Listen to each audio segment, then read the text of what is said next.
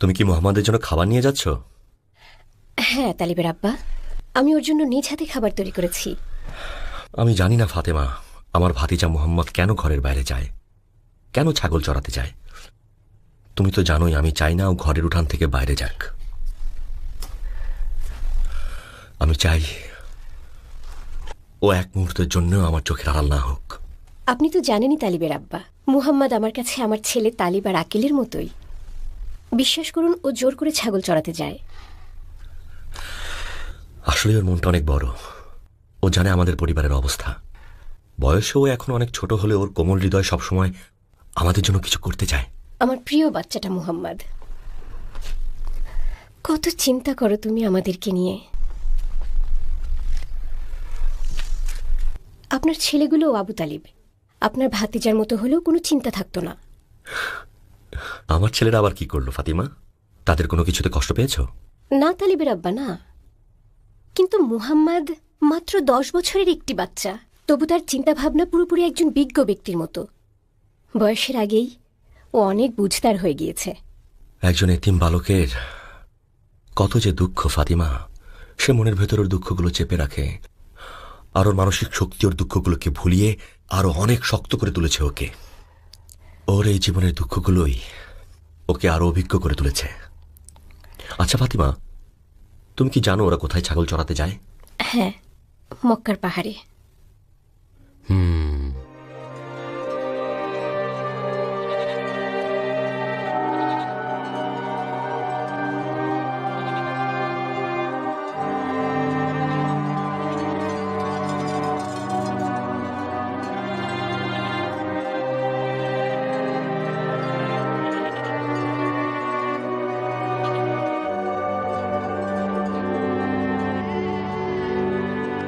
এসব কোনো বানোয়াট কথা না।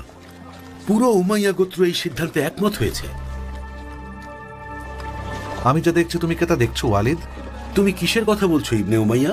আকাশে ওই বড় মেঘের টুকরাটা দেখেছো? পুরো আজায়েদ শহরকে কেমন ছায়া দিয়ে যাচ্ছে। আসলে খুব আশ্চর্যজনক ব্যাপার। কিন্তু তুমি তো জানোই মক্কার আবহাওয়া সম্পর্কে ইবনে উমাইয়া। গ্রীষ্মকালে আর বসন্তে প্রচন্ড গরম থাকে, আর শরৎকাল থেকে এই শীতকাল পর্যন্ত তাপমাত্রা কিছুটা সহনীয় থাকে। কি হতে পারে এটা? মনে হচ্ছে এটা ভেসে আসা মেঘ। যাই হোক, চলো আমাদের আলোচনায় যাওয়া যাক।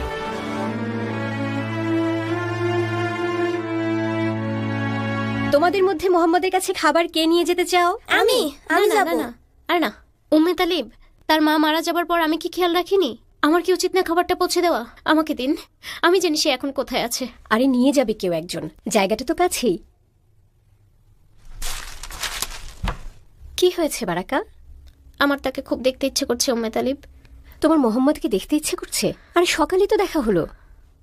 সে যদি কিছুক্ষণের জন্যও ঘর থেকে বের হয়, আমার তার জন্য অস্থির লাগতে থাকে।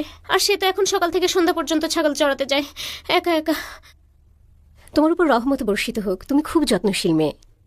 তুমিই নিয়ে যাও মোহাম্মদের জন্য এই খাবার। আমার ভালোবাসা তাকে জানিয়ে দিও। তাহলে আমি আর মোহাম্মদ একসাথে ফিরবো। হ্যাঁ।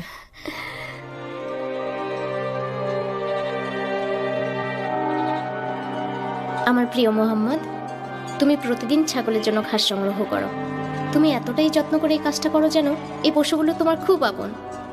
আমার তো মনে হয় যে তুমি খোলা মাঠে একা একা ঘুরে বেড়াতে খুব ভালোবাসো।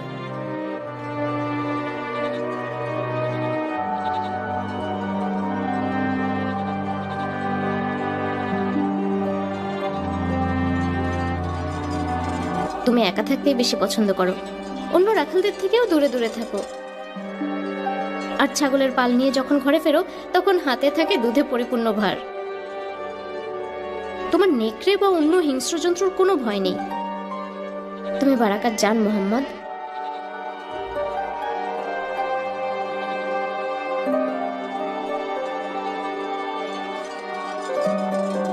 হে আল্লাহ, মোহাম্মদের উপর রহমত বর্ষণ করো। হে আল্লাহ, আমিনার উপর রহমত বর্ষণ করো। হে মাবুদ, আব্দুল্লাহর উপর রহম করো, কারণ তারা দুজন আমাদের এই পবিত্র শিশু উপহার দিয়ে গেছেন।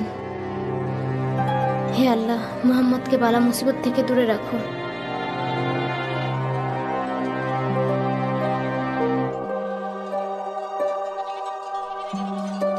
প্রিয় মোহাম্মদ, ও আমার চোখের মণি, আমি তোমার জন্য খাবার নিয়ে এসেছি। দেখো।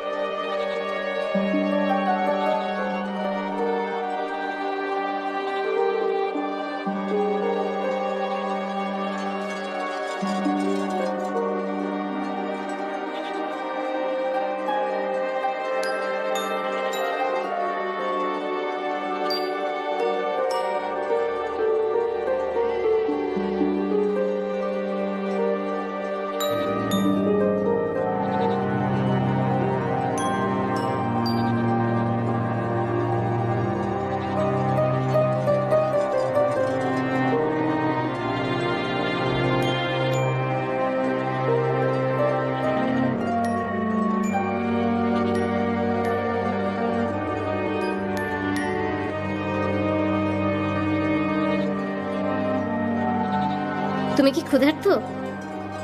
এসো, খাবার খেয়ে যাও। 4টা খেজুর নিয়ে এসেছি, আর একটু দুধও এনেছি। জানি না এটুকু খাবার তোমার জন্য যথেষ্ট কিনা, কিন্তু আমি জানি তুমি সবটুকু শুকরিয়া করে খাবে। আল্লাহর রহমতে তুমি দিনভর কঠোর পরিশ্রম করো, তারপরেও তুমি সুস্থ সবল থাকো। তুমি আমার জন্য এবং আমাদের পরিবারের জন্য আনন্দের উৎস। এসো আর খাবার খেয়ে যাও আমার প্রিয়, আমার বাচ্চা। আমি আজকে তোমার খাবার শেষ না করা পর্যন্ত তোমার সামনেই বসে থাকবো। তুমি যদি দুধ আর খাবারটা না খাও তাহলে কিভাবে সুস্থ থাকবে, কিভাবে পরিশ্রম করবে? তোমার এই মা বারাকা যে তোমাকে অনেক ভালোবাসে।